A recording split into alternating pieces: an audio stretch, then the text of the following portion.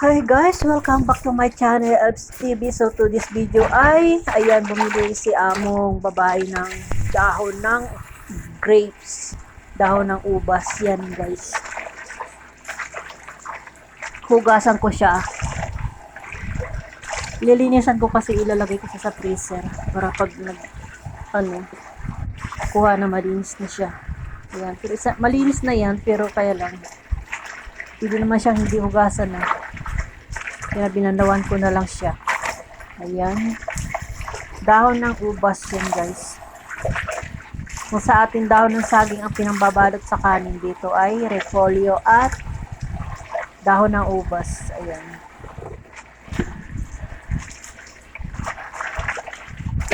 Kung sa ibang farm is hindi yung dahon ng dito kinakain. Masarap naman siya. Yan, nililinis ko siya para Tapos lalapuan ko lang siya ng konti lang na tama lang siyang maluto ng konti para hindi masira yung dahon niya. Kasi pag nasobrahan siya sa apoy, sa init tubig, masisira yung dahon niya pag inanong na. Sa pagbalot ng kanin na maliliit.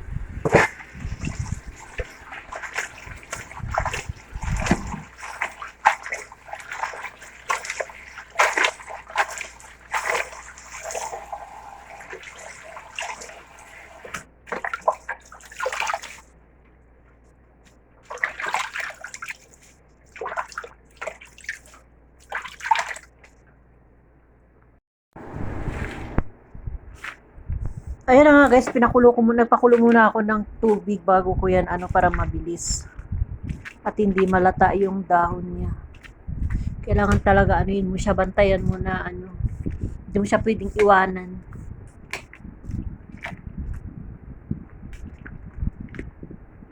Ayan, kunting ganyan-ganyan lang, tapos yung parang iba na yung kulay niya, pwede na siyang kunin.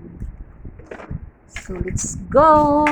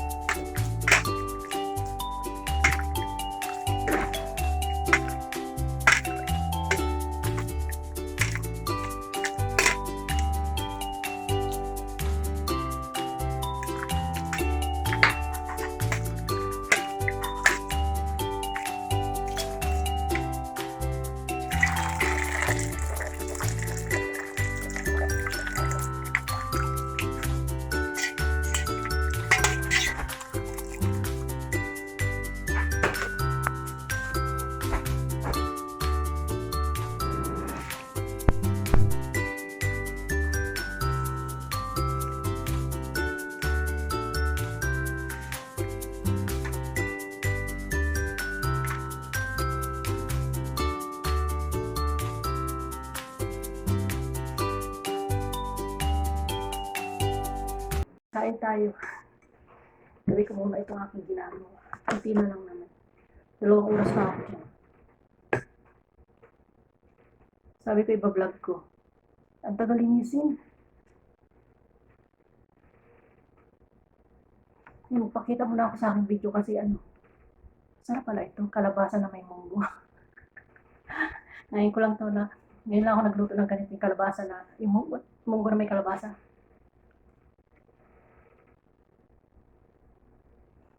Meron pa ako doon kalahati, mamayang gabi ko kainin. Mga alas 5. Dagdagan ko siya ng malunggay.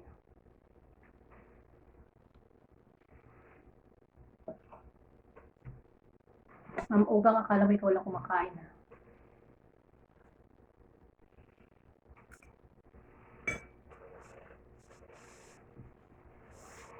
Mainit pa. Ang sarap. Ang sarap pala. Mag-video ako habang naglilinis ng itong dahon ng grapes. Dahon siya ng grapes. Tapos magluluto ng kanin na may ricado nila bago ibabalot dito. Bago lulutuin ulit.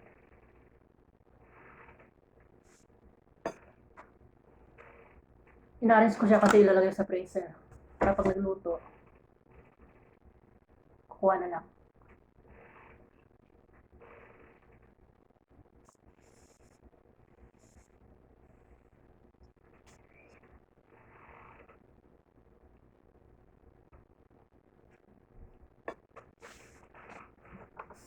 Iba-vlog ko sana habang nililinis ko, kaso lang.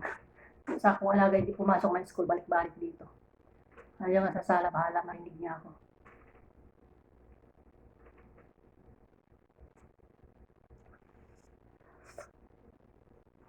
Sarap. Sarap pala. Kasi ang daming, bumili na naman kahapon yung isang, hindi ko pa nakaraan yung isang kalabasa na bulok lang. Sarap para masana yung malabo. Tapos ito ako lang din kumain ng isa, tapos kahapon bumili naman ng isa. Itong amo.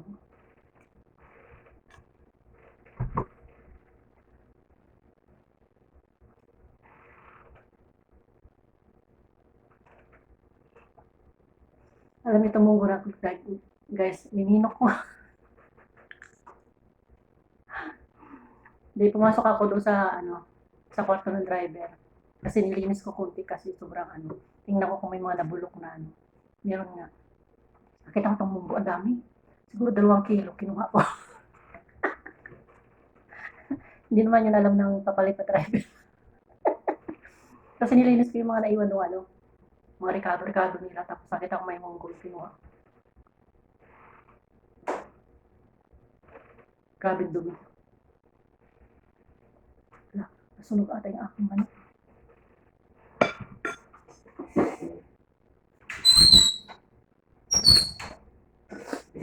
Wala pa. Ako naliligo. Okay naman ako sa video ko kasi hindi na ako nakikita ni Lul Whitey. Binigyan niya ako ng 32 WH sa nung isang araw. Binawi din lahat.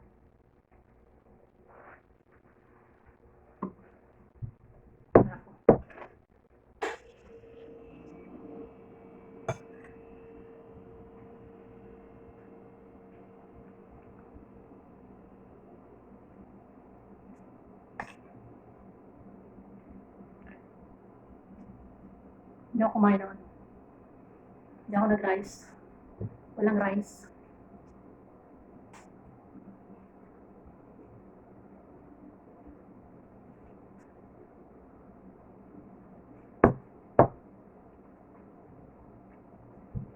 Sarap. Yung sibuyas, bawang, paminta lang nilagay ko.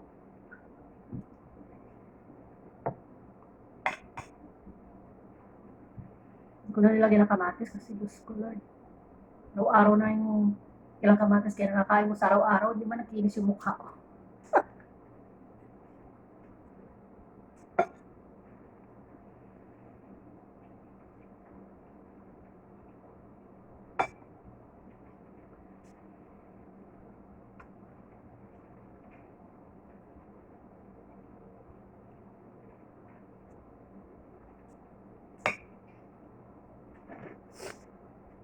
Kaya lang din ito, linisin ko.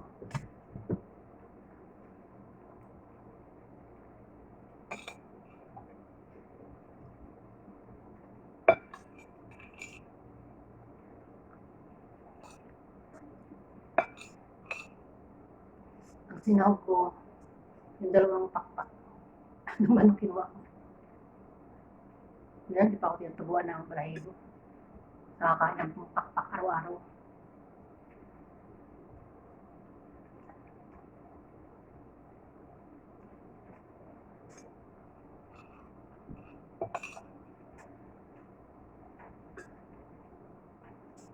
Ang sarap, papakin na siya.